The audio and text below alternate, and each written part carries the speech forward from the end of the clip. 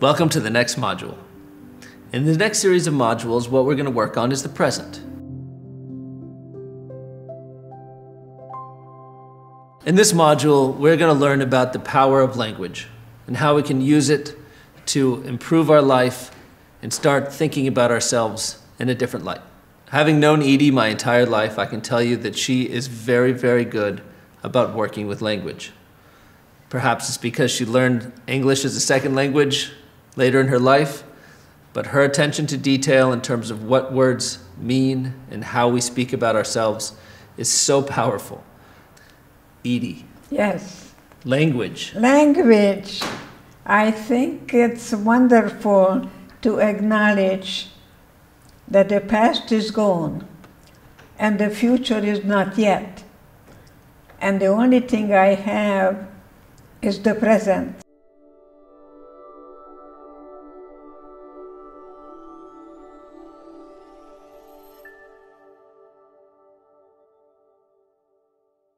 That's why we call it the present, because I now can use the language of I feel, I think, I would like, I'm willing, rather than say we should or why don't we do that. I think why is a past-oriented word, a problem-oriented word. What is in the present and how is in the future when we decide where we're going to reach our ultimate goal. It can be interesting to investigate our own language, and something that I haven't done as deeply as I have done since working on this. And being around you in my life, I've certainly learned that language is powerful and something that we use sometimes in a candid way without realizing the importance and the impact of using certain words. I think the language I used was terrible. When I remember my father beating me because I lost money for the tuition in the school, wishing him and wishing me dead so he would suffer for what he did to me, things like that. What we already did, we cannot change. Yeah. And that's the past. So I hope that forgiveness really has nothing to do with me forgiving someone for what they did to me. Forgive myself is to give myself a gift that I live in the present. Yeah. And I say, what now, rather than why me.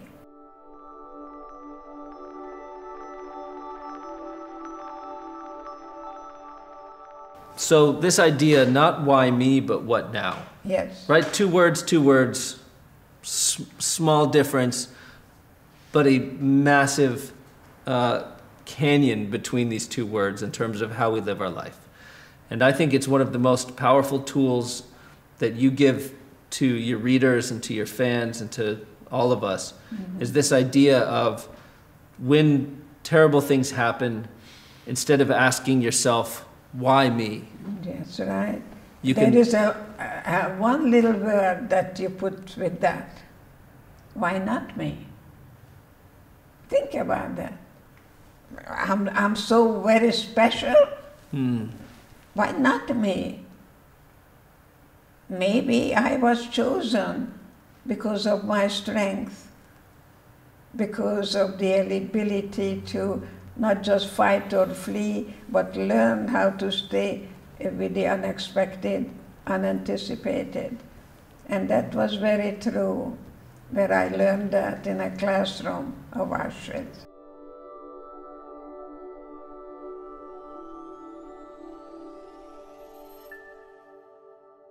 Why not me? Why not me? It's so simple, and we think that terrible things shouldn't happen to us because they haven't happened to us. But if there's one thing we know in this world, anything can happen. Anything can happen, and the unexpected, the unanticipated, and no one really can get to me.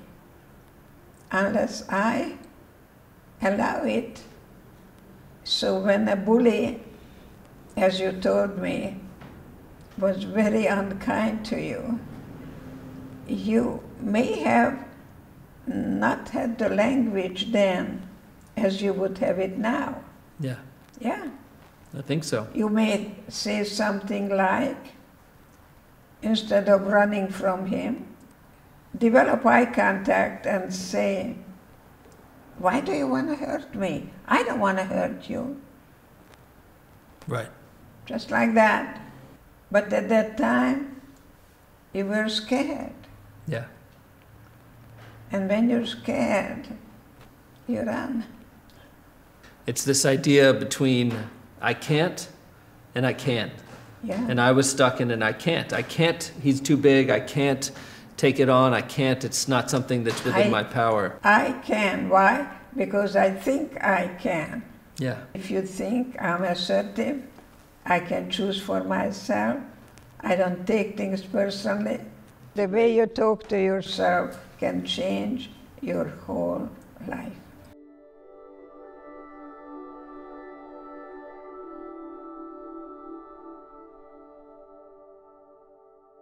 You talk about this idea that in order to change the way that we speak about ourselves, you need other words to use instead of the words that you have been using. Exactly. So the idea of just saying, I'm not going to say this word anymore. Well, that doesn't necessarily work because you have that word already in your vernacular. What you need to find are another way to replace that word. And in fact, I used a word that you have really interesting opinions about, which is the word need. I usually tell women, if the guy tells you I need, you run. Because needs are things without which we cannot survive. Without air, we cannot make it. Yeah. You need to breathe. That we need to do. So it's very, very, very important the way you think, especially when you are in a situation that is really, really hard for you. So fight or flee didn't work in Auschwitz because if you touched the guard, you were shot right away, right in front of me, people did. If they touched the barbed wires, we were electrocuted, and thank God I didn't do it, but many people ran into the barbed wires. I call it I can't stand it-itis. Life is very complicated, and it's very important for us to have faith in us. Yeah. That we can do it. We can do it if we are willing to change. Because if you don't change, you don't grow.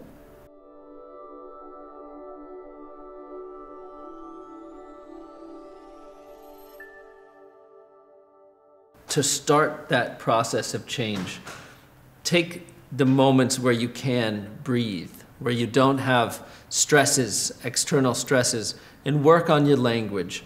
Work on that guided meditation, visualizing yourself from the past. Take the moments where you're free to truly take the time to use new language so that when the more difficult times come, because they always do, you've been preparing yourself. I know that the more choices you have, the less you're ever gonna feel like a victim. You know, when I was in Washington and I worked for the Navy, and I didn't want to go to the Holocaust Museum anytime, every morning as we were passing by in our limousine, I said to myself, I've been there, done that, but after 6 years, I came on a Sunday. So I go into the place and I ask, where do I go where I see the liberators? They told me the 4th floor. Go to the 4th floor, see the liberators, and it was lovely. But there was a picture on the right side, new arrivals in Auschwitz. Hungary, 1944, and I thought I saw myself. But don't go there, don't look for me, I haven't been. I just went down to the 3rd floor, and I stood there witnessing people go into that cattle car and out, in and out, in and out. And I'm thinking, that's what happened to me. And I didn't have the courage to get in. I think it was maybe 2 or even 3 hours when I finally stepped in. And I hope that's what you're going to do, to face what you fear. And I did step in, thank God, when I remembered my mother holding me and telling me, we don't know where we're going and what will happen to us. Just remember, no one can take away what you put in your mind. So I hope this experience today make you switch gears. You are at the wheel and see where you want to land. Yeah. Where are you going? And there's so many tools available. Using them and Right. making them part of your being, that's the hard part. Knowing that these tools are there, that's what we're here to do today. That's what this workshop is about. Yes. And today we're helping you to learn, or we're guiding you. Today she tells me, it's not help, it's guide. I'm like, right. The words that you've helped me to think about, guided me to think about, have been so influential. There's another word that I'd love for you to tell our audience about, which is but. Instead of yes, but, you say yes, and. Yes, and. Furthermore. It just changes the whole situation. That becomes an opportunity Yeah. for discovery, not recovery. And I know that whatever happened to you, you chose life. Right. You chose to hopefully even be a role model, as I do. It's much easier to give up. But when you say to yourself, no more yes but, change it to yes and. I'm here, I'm showing up to life, and I may even go back to school and get a doctorate. If she could do it, I can do it. A woman who knew nothing when she came to America except okay. That's the only word I knew in English. Look at me now. You got a lot of words. Look at me now. And hopefully I can be your guide, that you're not going to procrastinate. You're in charge of your life. You're a good parent to you.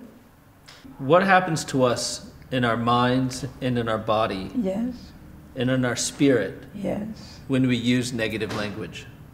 It changes your whole body chemistry. See, what we're doing, we're trying to get rid of the clouds, that we can somehow have a clear sight of our goal. Choose to think about anything as an opportunity, for an opportunity. So no matter how old you are, you can still go back to school. Maybe you studied it many years ago and you gave up because it was too hard. Wherever you are, you take yourself with you. So to get back to this idea of the effect of negative language on our being, it can create the clouds. It can make it more difficult to see our goal. Yes, It clouds our physicality and our emotional life. yes. And then conversely, what happens when we use positive language? The positive language doesn't mean anything unless you see how and which way you're going to change. So have a picture that if you change, how will you look 5 years from now? You can project that image, not the way you are, but what you're capable of becoming.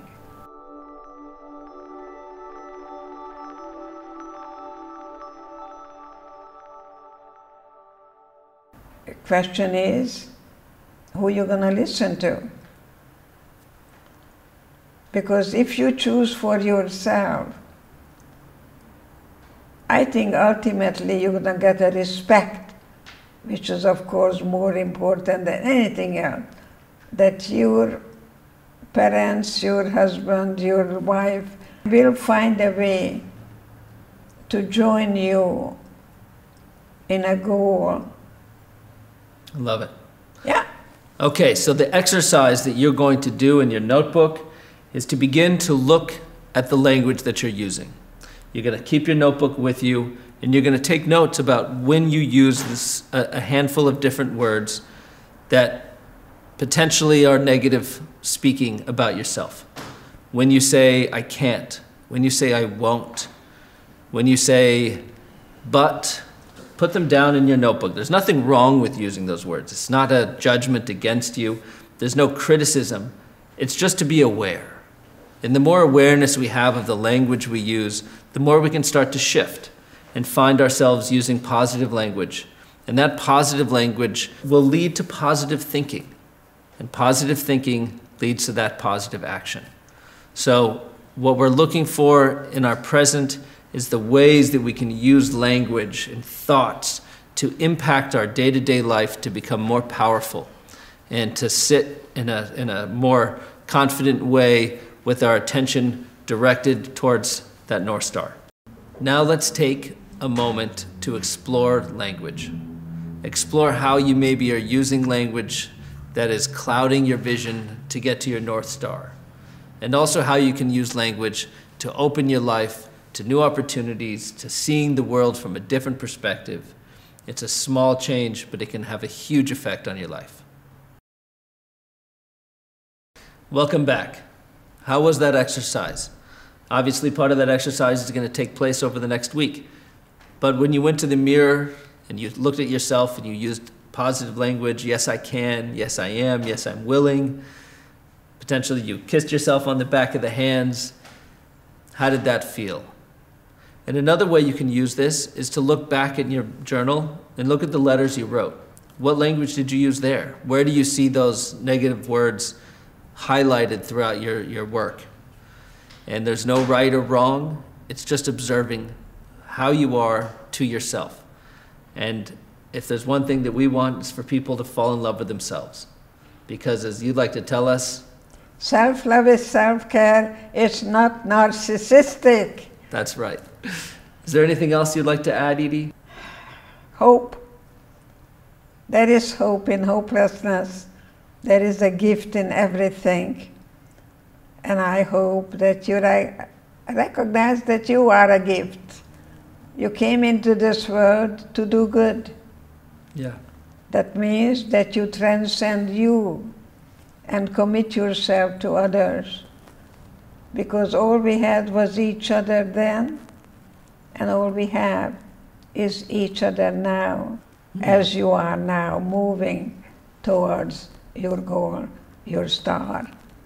Because you are a star. Thank you, Edie. Shining star. You are too. Ah. Thank you for taking the time to investigate your language and to learn how to use language to be a source of power in your life. This is not an easy task, and we understand it is. It takes a lot of heart, it takes time, and it takes a willingness. And we applaud you, and we're here to support you on that path. We'll see you in the next module.